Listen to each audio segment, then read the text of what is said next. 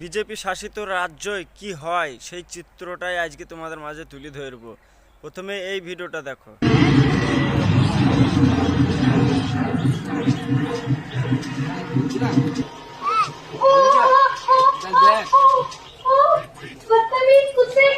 ভিডিওটা বেশি বেশি করে শেয়ার করে বুলডোজার বাবার কাছে পৌঁছে দিন।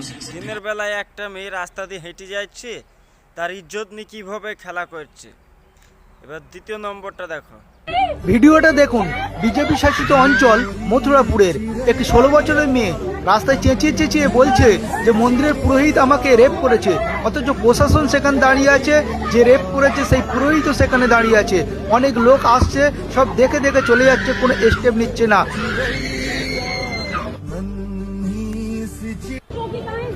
এরকমই অবস্থা আমাদের পশ্চিম বাংলাতেও হবে যদি বিজেপি আসে। তো বিজেপি থেকে সতর্ক থাকুন, নাইলে এরকম অবস্থা আমাদের বাংলাতেও হবে। এই দিনে দুপুরে ধর্ষণ হবে, মার্ডার হবে, মেয়েদের ইজ্জত নিয়ে টানাটানি চলবে। বিজেপিকে ঢুকতেই দেওয়া যাবে না এই বাংলায়। বন্ধুরা, ভিডিওটা বেশি বেশি করে শেয়ার করো।